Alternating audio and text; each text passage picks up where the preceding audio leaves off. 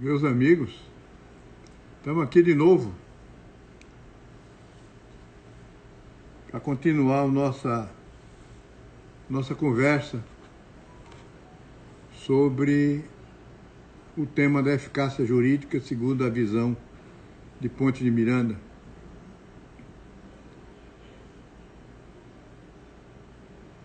Vou considerar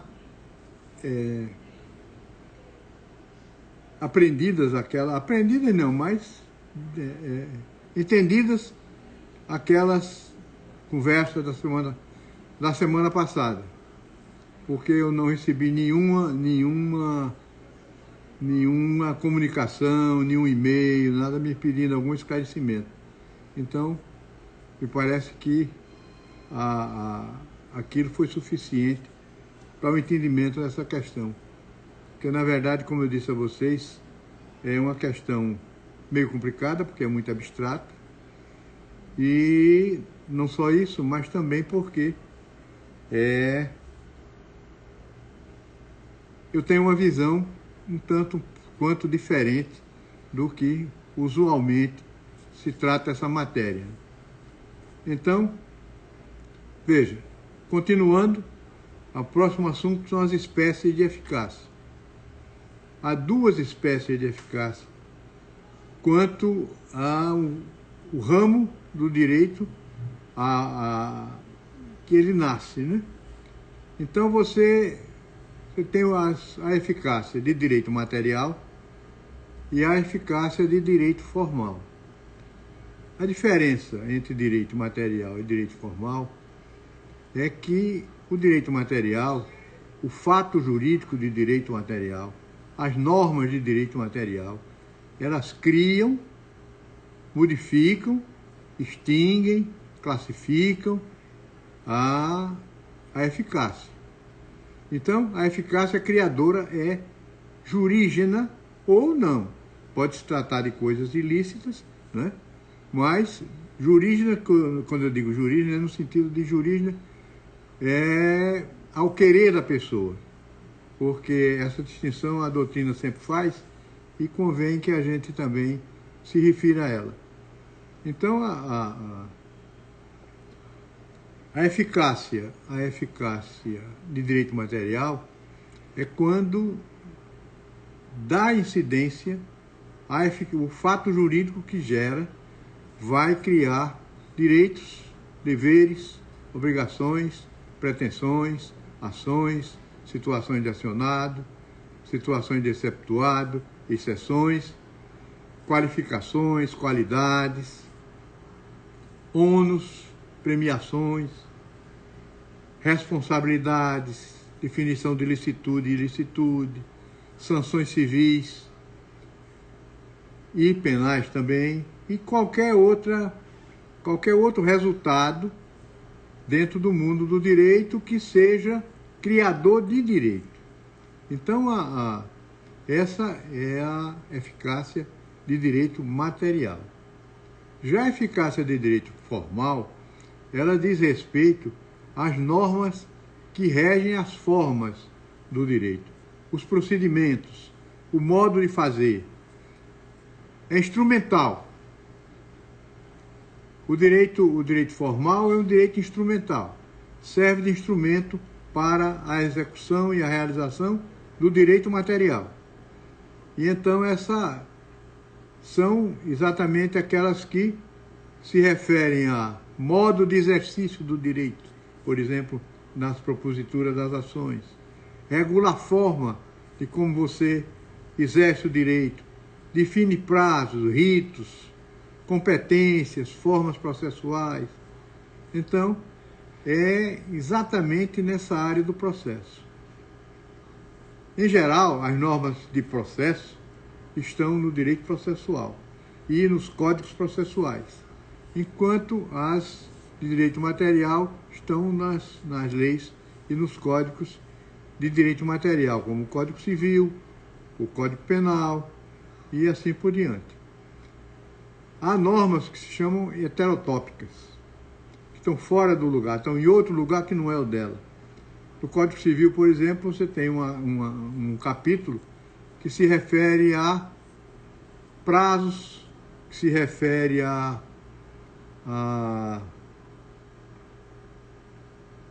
formas, produção de prova e assim por diante.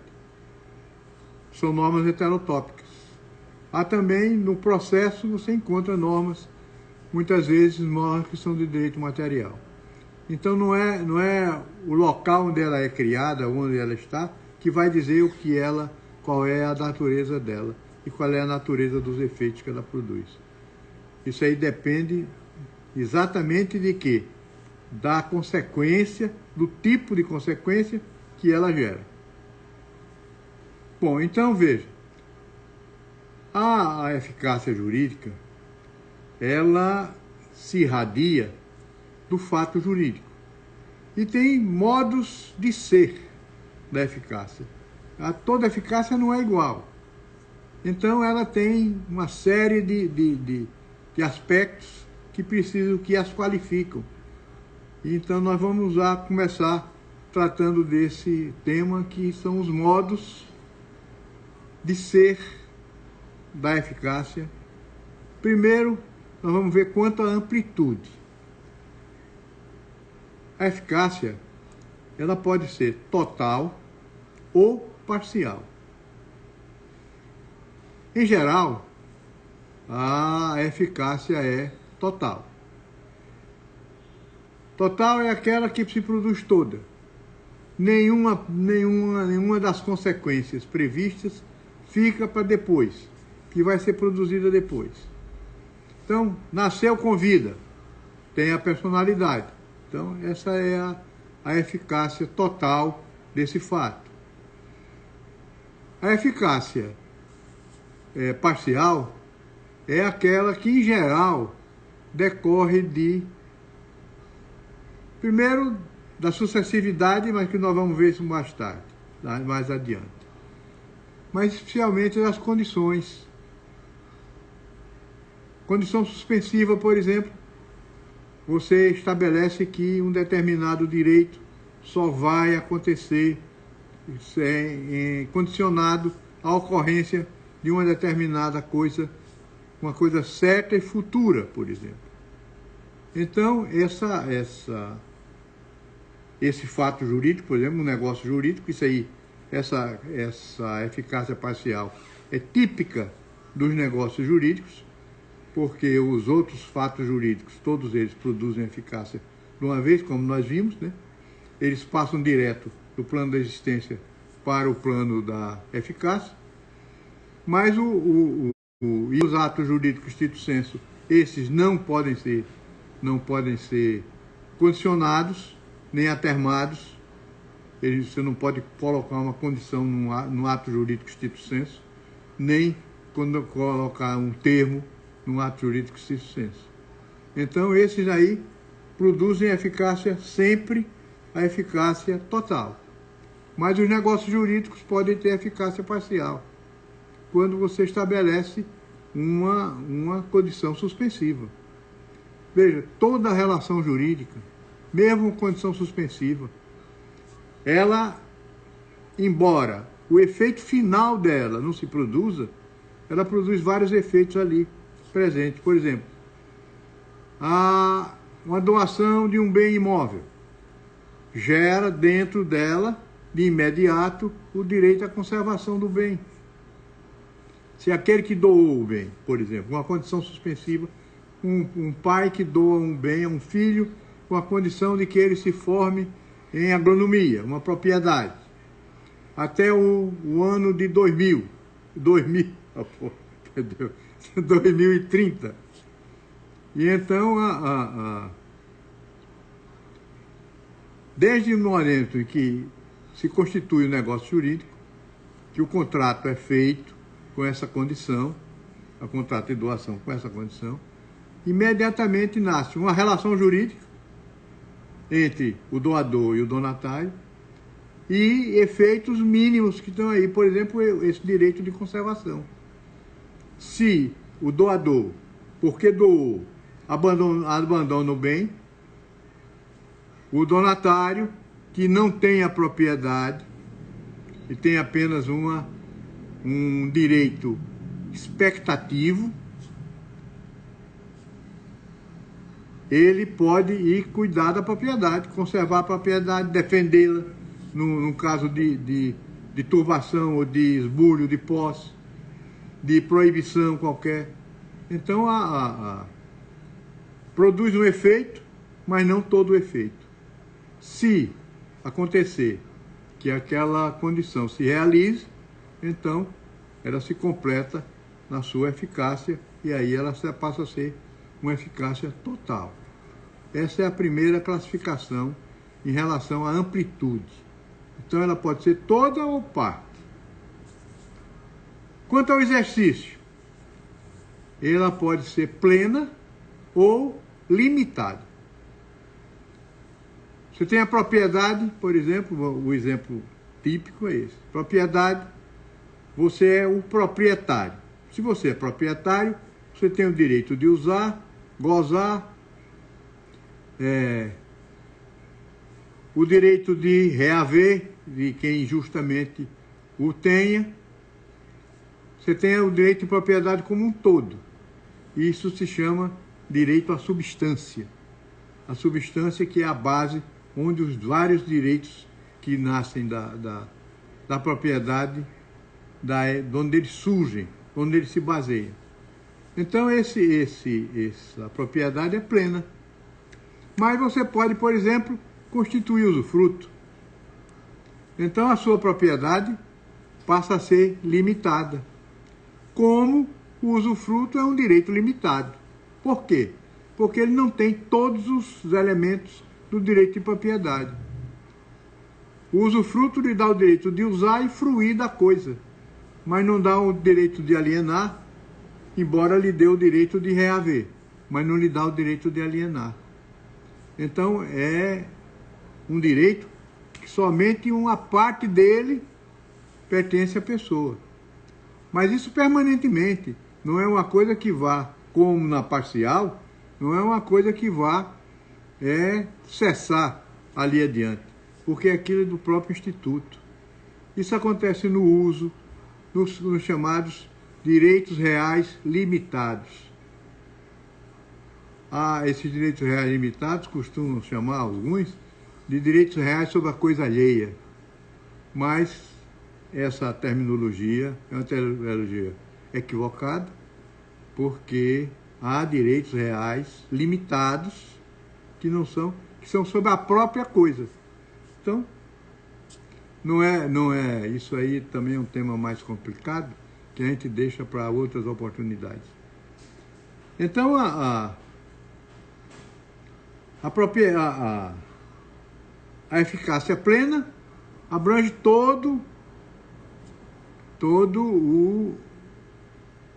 a gama de efeitos, de consequências. E a limitada, ela pode ser limitada no tempo, pode ser limitada no espaço e pode ser limitada no conteúdo. No tempo, por exemplo, quando você tem uma cláusula resolutiva ou um termo resolutivo. Um termo resolutivo é mais correto porque o termo é certo que vai acontecer. E a condição pode acontecer ou não. Um termo resolutivo estabelece um hiato temporal ou um lapso temporal em que aquela eficácia vai existir. Então ela é limitada no tempo. No espaço, a limitação dela vem da própria natureza da eficácia, né? Porque a eficácia diz respeito ao sistema jurídico e diz respeito ao território onde a norma tem vigência. Então, no caso da eficácia limitada no espaço, é uma eficácia limitada, por exemplo, ao município tal. Então, quanto ao conteúdo, os direitos reais limitados, né? São um exemplo típico. Você tem o uso, você pode usar e habitar. Então, não fica só na habitação. Se você tem o direito limitado de habitação, você só tem o direito de habitar. No uso, você só tem o direito de usar, mas usar como um todo. Já a habitação limita só a habitar. E o usufruto, que é mais amplo, que usa e habita e frui da coisa. Você pode alugar o bem que é de usufruto, mas o de uso, nem o de habitação, você pode, por exemplo, alugar, porque nesse contexto há uma limitação quanto a esse aspecto do direito. Quanto à definitividade, a eficácia pode ser definitiva, resolúvel ou interimística.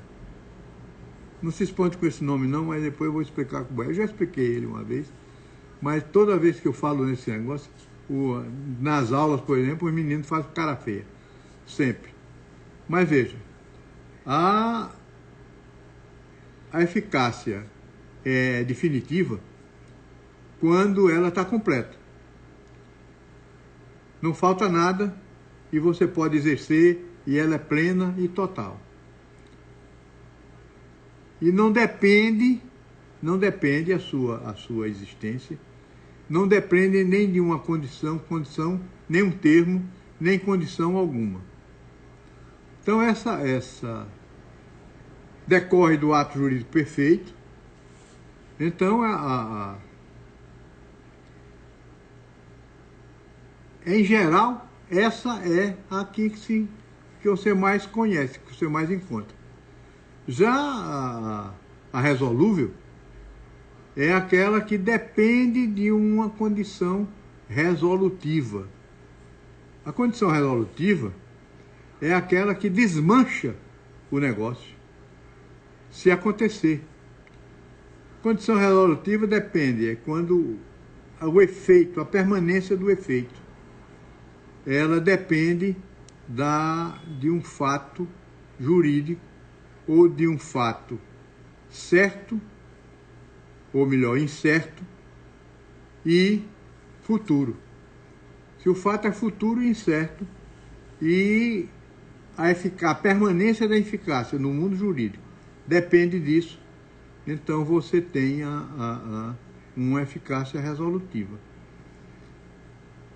Veja bem, durante a eficácia resolutiva, a pessoa pode exercer o direito plenamente. Se ele tem o direito pleno, ele exerce plenamente. Mas sempre aquele direito vai estar gravado com aquela resolutividade. Você, por exemplo, no caso de uma doação, por exemplo, em vez daquela hipótese que eu dei da doação para se concluir no futuro, você pode fazer a doação integral agora. Você dou essa propriedade a meu filho com essa condição, dele se formar até 2030 em agronomia, por exemplo. Então, em 2030, se ele não se formar em agronomia, então o que vai acontecer? Essa doação se desfaz, se resolve. Resolver significa desmanchar. A solução é o que decorre da resolução. Então é o desmanche. Quando você desmancha o açúcar na água, você faz uma solução. E essa solução, resolução vem de solução. É do étimo da palavra solução. Então desmancha a eficácia. No caso, desmancha a eficácia ex nunc. Dali para frente. O que aconteceu permanece integral. Então, essa é a condição resolutiva. E a eficácia resolutiva. E a eficácia interimística, essa daí é aquela que é interina, mas que pode se tornar definitiva. É o caso dos atos anuláveis. Um ato jurídico anulável, ele, enquanto não prescrever, por exemplo, ou for confirmado o ato, a eficácia que ele produz, que é imediata, quando você pratica o ato, ele mesmo anulável, ele produz todos os efeitos dele imediatamente, mas aqueles efeitos que estão lá são transitórios, não são definitivos, porque estão sujeitos à ação de anulação. Então, enquanto ele estiver nessa situação, ele é um efeito interimístico. Por que interimístico? Porque ele pode se tornar efetivo. Então, a expressão interino é de permanência da interinidade. Ponte de Miranda escolheu essa expressão interimística porque ela dá o sentido não só de interinidade, mas da possibilidade de se tornar definitivo. Então, se o prazo de decadência de um ato jurídico que foi praticado por erro, ou por dolo, ou por coação, qualquer outro defeito da vontade, decorrido aquele prazo, se consolida a eficácia. Então, ela se torna definitiva. Isso quer dizer interimístico. Quanto à geração, a eficácia pode ser instantânea, sucessiva ou protraída. Eficácia instantânea é aquela que se produz de uma vez só, naquele mesmo momento. Feito o negócio, ela se torna definitiva, final. Não depende mais de nada. No entanto,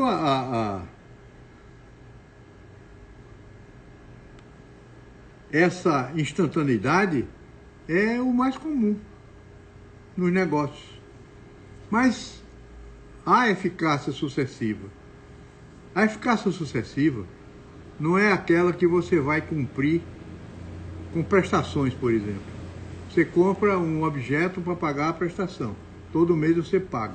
Isso não é eficácia sucessiva. Essa é uma eficácia instantânea, porque a prestação é objeto, a tal prestação, a parcela que você paga, que a gente costuma chamar de prestação, na verdade ela é objeto da prestação da obrigação. Você cumpre a sua obrigação pagando mensalmente aquela prestação. Não tem nada a ver com a eficácia do negócio em si. A compra e venda de uma geladeira, a geladeira é sua, desde a compra e venda, se não houver nenhuma cláusula suspensiva ou resolutiva. Né? Agora veja, é preciso, para que haja sucessividade, não é na formação, é na formação do suporte fático, é a sucessividade. Mas não é essa sucessividade que interessa. O que interessa é a sucessividade de fatos jurídicos. Quando há vários fatos jurídicos que precisam ocorrer para que se torne completa a eficácia. Então, por exemplo, um contrato de compra e venda. Você tem a oferta, é um fato jurídico, e a aceitação é uma formação sucessiva. Na uso capião você tem a posse, e essa posse já tem proteção processória. E você vai ter que passar o tempo e aqueles outros requisitos todos para que aquilo se complete. Aí você me diz assim, isso aí é uma eficácia sucessiva? Não, mas há quem diga que é. Os italianos costumam dar isso como exemplo de eficácia sucessiva.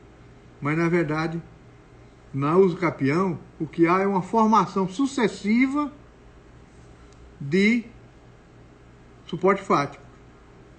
Durante o tempo, ele vai se formando. Agora, nesse interim, ou nesse ínterim, você tem o quê? Você tem a situação, por exemplo, de posseiro. Se você é possuidor de boa fé ou de má fé, isso não importa. Se você é possuidor, você tem os interditos possessórios à sua proteção. Se lhe invadem a propriedade, você tem como se defender.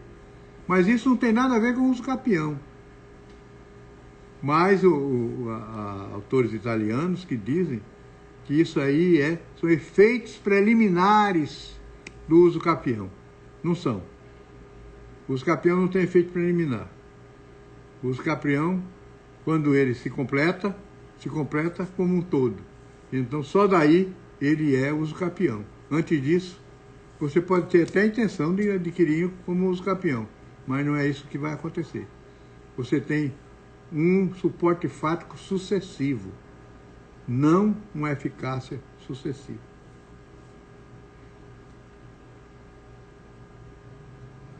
A outra espécie é a eficácia protraída. É a eficácia que fica para o futuro. Essa eficácia protraída é sempre parcial. Não pode haver fato jurídico privado totalmente de sua eficácia. Uma eficácia protraída é uma eficácia, por exemplo, com condição suspensiva. Se há uma condição suspensiva e você só vai adquirir a propriedade no futuro, por exemplo, então essa eficácia é uma eficácia protraída, porque quando se fala nessa eficácia, é na eficácia final, a eficácia própria do negócio, aquela que a lei define ou que o negócio define.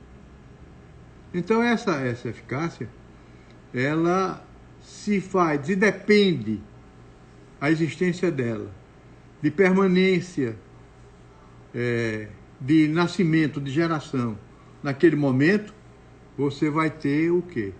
Uma eficácia protraída. Quanto à origem? A eficácia, ela é própria, anexa e reflexa.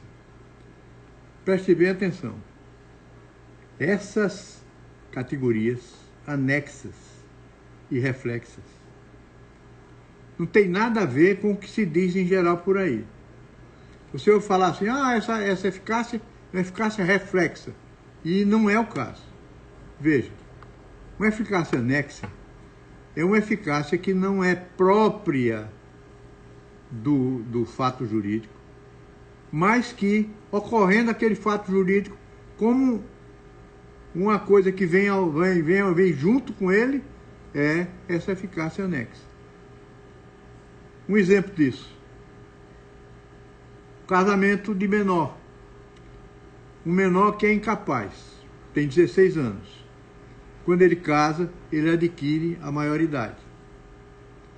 E então, essa aquisição da maioridade é um efeito reflexo, ou melhor, anexo, no caso é anexo, um efeito anexo ao casamento, ao fato jurídico do casamento, aos efeitos normais do casamento. Quando você é nomeado para um cargo público, que também adquire a capacidade, quando você tem uma atividade empresarial independente, autônoma, quando você tem um serviço militar, naqueles casos em que você adquire a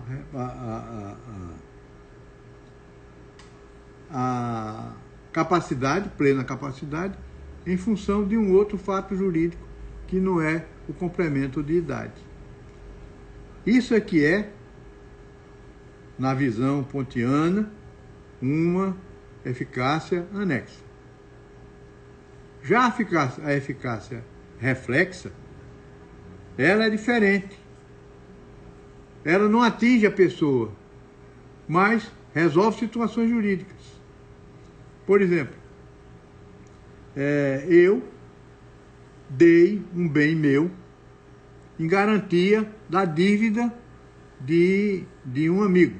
Por exemplo, dei hipoteca para garantir a dívida do meu primo, por exemplo. Quando o meu primo pagar a hipoteca, pagar a dívida, a hipoteca se vence. Se vence não. A hipoteca desaparece. Deixa de haver a hipoteca. Então, aí há um reflexo, porque não se anexa à pessoa. Sim, deixa eu falar uma coisa que eu faltei dizer. Nas eficácias anexas, essa eficácia anexa, ela é subordinada à eficácia do fato jurídico ao qual ela é anexo. Mesmo no casamento, o menor que casou e adquiriu maioridade, adquiriu plena capacidade pelo casamento. Se o casamento é anulado, ele volta a ser incapaz. Se ele perdeu o cargo público, ele volta a ser incapaz. É uma consequência, por isso é que ela é anexa. Ela vai e vive com ela. Já a reflexa não tem essa ligação. A reflexa é um fato diferente que tem reflexo naquela eficácia. Por exemplo, vou dar outro exemplo de eficácia reflexa. A hipoteca judiciária. Quando uma sentença condena alguém ao adimplemento de uma obrigação, com pagamento em dinheiro ou em coisa, cria-se a hipoteca, o juiz estabelece a hipoteca judiciária. É um reflexo daquela sentença, mas não integra a própria sentença. A própria sentença não integra a própria eficácia daquele fato jurídico. Bom,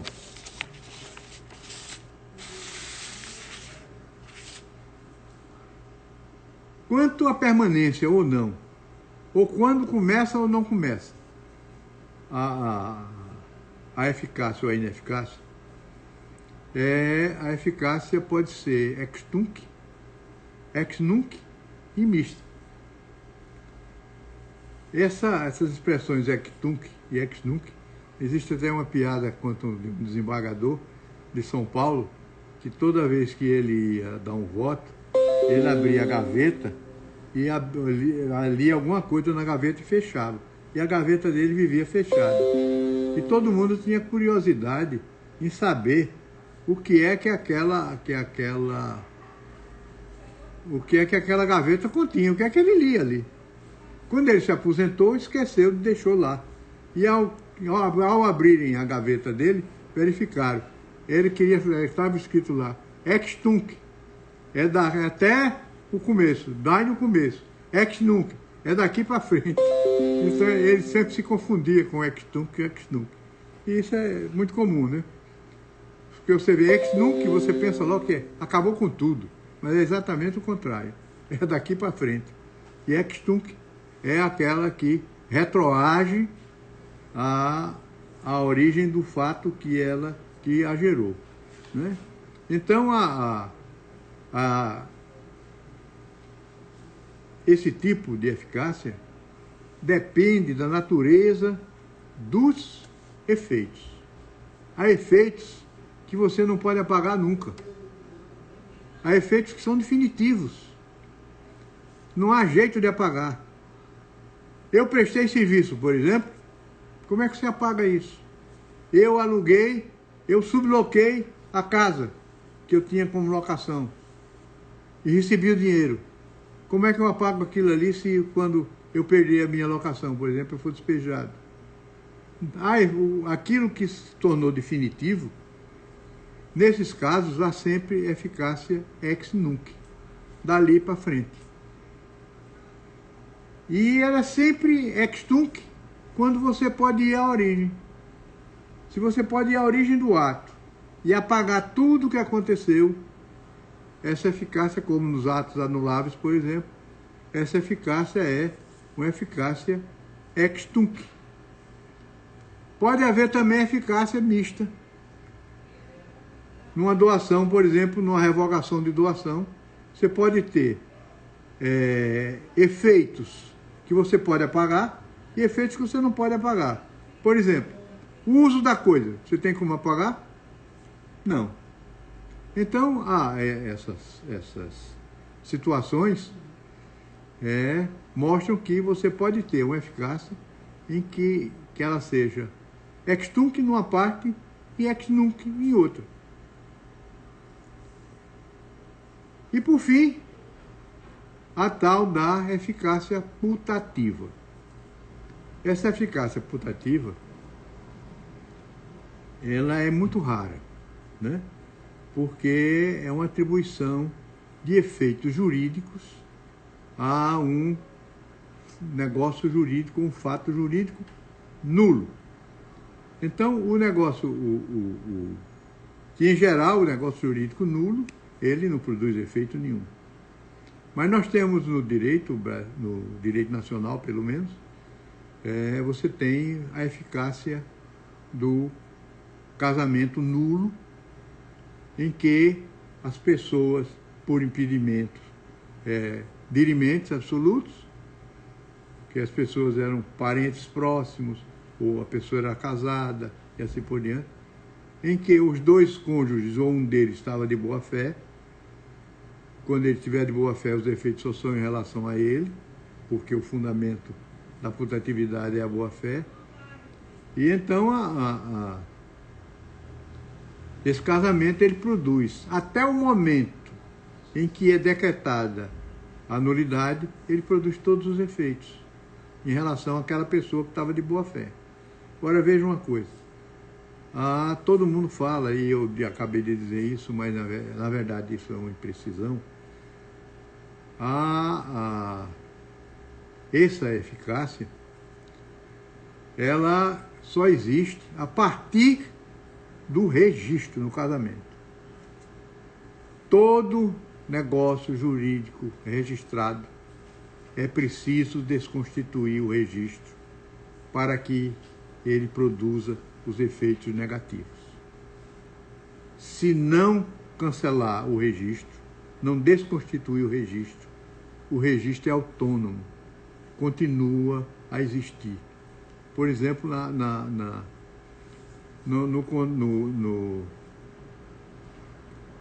contrato de compra e venda de bem imóvel, por exemplo. Se você não registra, você não adquire a propriedade. Se você... então, esse ato aí, você vê que ele é independente. O registro é do acordo de transmissão. O registro não é, na verdade, a compra e venda em si, ela cria obrigações pessoais de entregar, de fazer, de não fazer, essas obrigações desse tipo. Mas a obrigação de transmitir a propriedade vai no tal de acordo de transmissão. Esse acordo de transmissão, ele estabelece, por exemplo, isso, toda escritura você vai encontrar isso. Se não encontrar, é porque o acordo de transmissão não foi feito.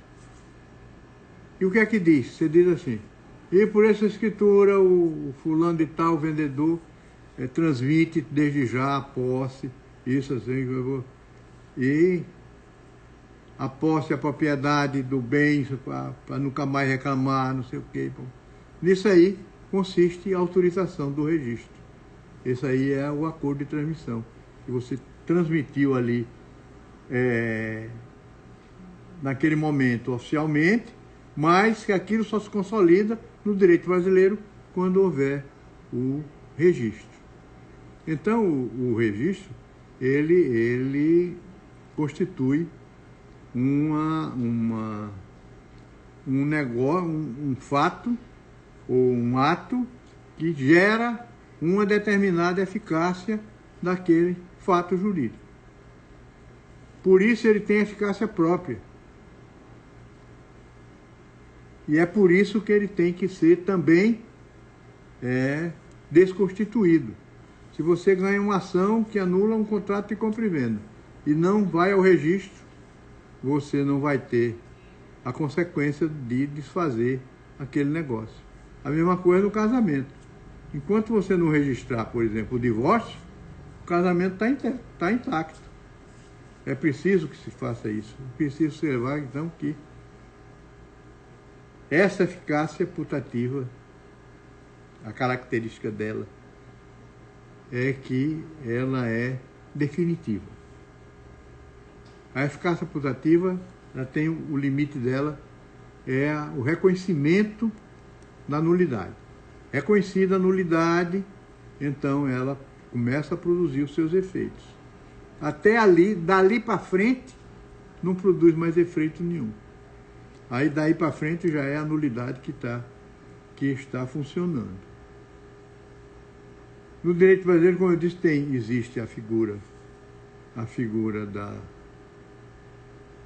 do casamento putativo e a figura do voto putativo, que não se chama voto putativo, mas é o que mais seria apropriado, né?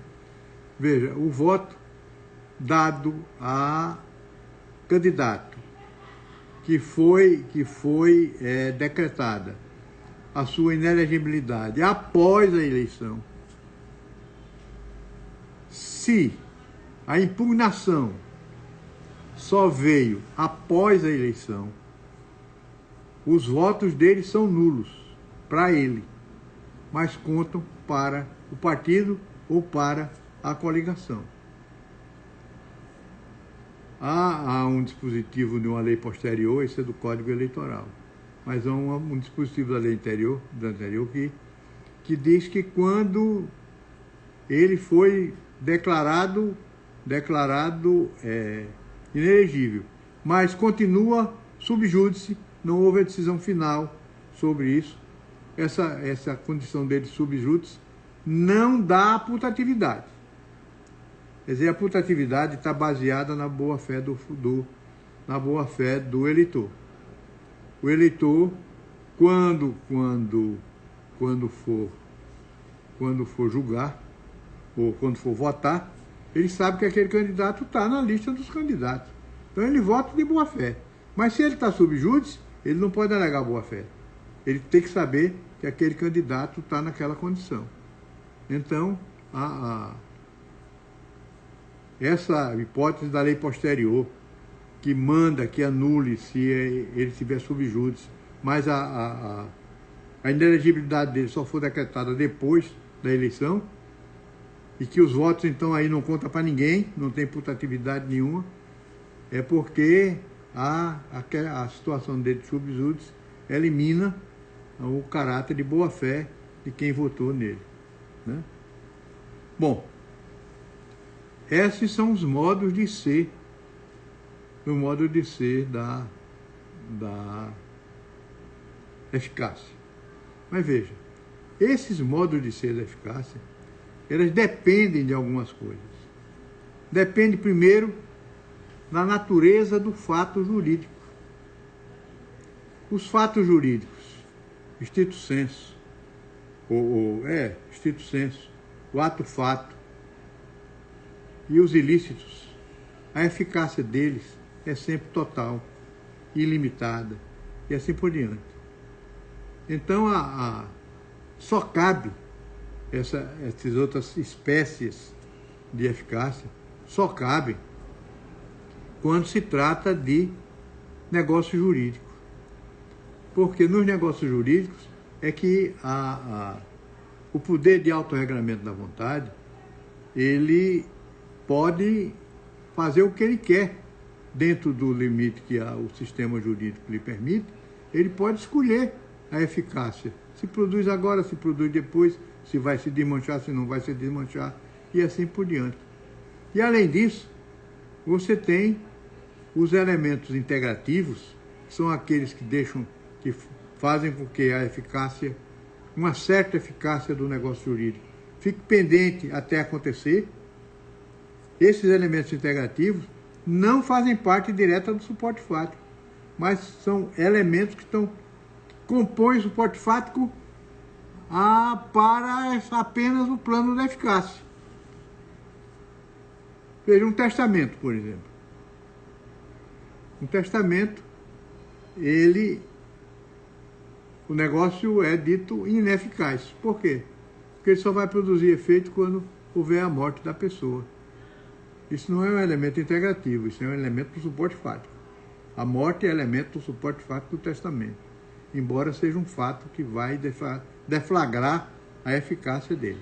Mas não tem nada a ver com o elemento integrativo. O elemento integrativo é ato de terceiro, em geral de autoridade, que faz com que aquela eficácia aconteça. É o caso, por exemplo, da compra e venda, em que o tabelião é que vai praticar o ato integrativo de registro. É o caso da sociedade, que vai adquirir a personalidade depois de que seja feito o seu registro, o registro do contrato social. O contrato social produz todos os efeitos obrigacionais, mas o efeito de criar a personalidade depende do ato integrativo do registro. No lançamento tributário direto, que é a repartição tributária que faz o lançamento e não o empresário, nesses casos, como por exemplo o imposto territorial, imposto territorial urbano, esses impostos que você tem que ser intimado para pagar, esses impostos, eles influem é um ato, digamos assim, um ato integrativo que complementa a eficácia do fato. Você fez a transação comercial, então essa transação está sujeita ao ICMS.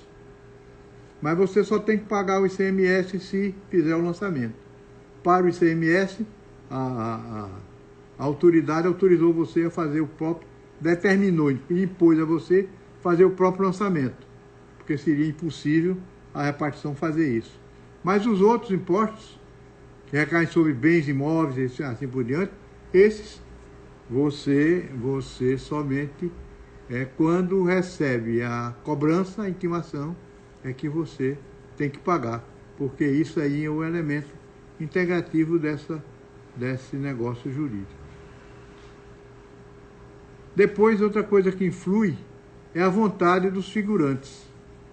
É o tal do poder de autorregramento da vontade, que só existe nos negócios jurídicos. É por isso que eu estou dizendo a vocês que o negócio jurídico só nele é que existem essas categorias, essas possibilidades de você mexer com a eficácia. Depende também de expressa disposição de lei, ou expressa disposição normativa, para ficar mais precisa a linguagem. A gente sabe que o legislador, todo fato jurídico tem que ter o seu efeito definido na norma jurídica. A norma jurídica tem um suporte fático, em que define o fato e a consequência que ele vai poder ter. Então essa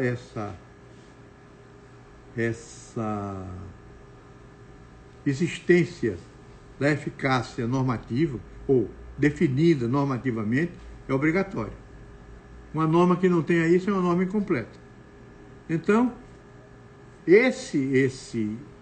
quando se estabelece uma disposição normativa, o legislador tem praticamente um arbítrio para escolher qual é a eficácia que ele vai atribuir para aquele fato, né? Então, ele tem esse poder de dizer que esse fato pode ir daqui para frente, daqui para trás. O que ele não pode é atingir a eficácia. Veja bem, o fato jurídico, ele tem identidade própria. Ele é um indivíduo. O fato jurídico, isso no plano lógico, evidentemente. Então, aquele efeito dele também é algo que você não pode recusar. A não ser que a própria norma lhe permita. São as normas dispositivas. Elas lhe permitem que você mexa na eficácia. Mas se ela é final, determinada, impositiva, você não tem como fazer diferente. Então, a irretroatividade é um limite do legislador. O legislador não pode determinar normas que atinjam uma eficácia já definida. O ato jurídico perfeito, a coisa julgada e o negócio jurídico perfeito são os efeitos dele, e eles são intocáveis. Porque se muda a lei, o fato jurídico que foi por ela criado continua do mesmo jeito. Se revoga a lei, o fato jurídico que foi criado por ela acontece do mesmo jeito. Então não pode haver a retroatividade para atingir os efeitos que são definitivos. Mas veja, a irretroatividade, ela é possível se é benéfica, é a retroeficácia. Se ela é benéfica nas normas penais, por exemplo, ou se ela modifica regimes jurídicos, de relações jurídicas, conteúdos de relações jurídicas. Então, esse conteúdo das relações jurídicas, elas podem ser mexidos. Por exemplo, no casamento, a gente via, o casamento era indissolúvel. A lei veio disso, o casamento agora não é mais indissolúvel. Aqueles casamentos que já estavam realizados tornaram-se dissolúveis.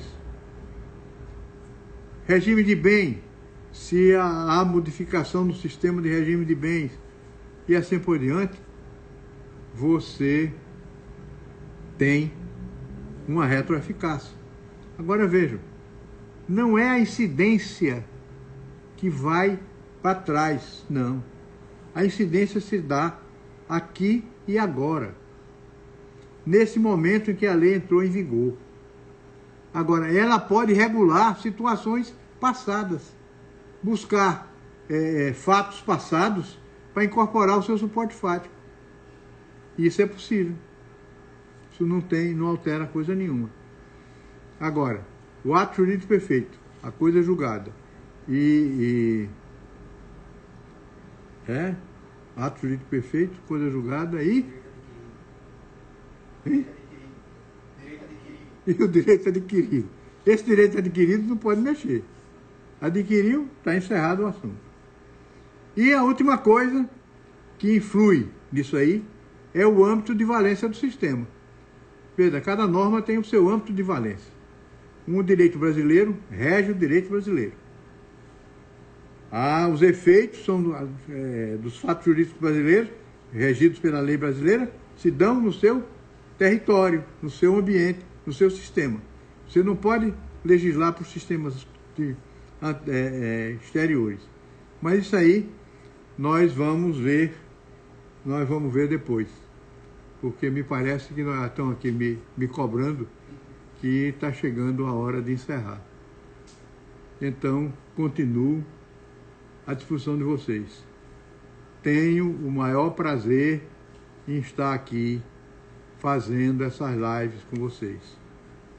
Prazer de transmitir aquilo que eu aprendi na minha vida, que eu sei. Então, tenho também o maior prazer em responder consultas que me fazem. Pode ser até que uma ou outra me passe, porque o dia a dia é muito atarefado. Eu ainda tenho outras atividades como advogado e assim por diante. E estou tentando terminar a segunda parte do plano da eficácia. Então isso está me tomando também muito tempo e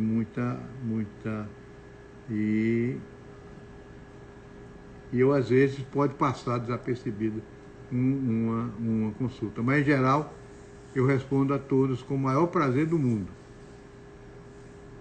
Então, boa noite, minha gente, e na próxima quarta-feira pretendo estar aqui, se Deus o permitir. E Ele é que está no comando e Ele é quem nos manda em nós, em tudo. E é muito bom que tenhamos essa ordem superior nos conduzindo na vida. Muito obrigado. Boa noite.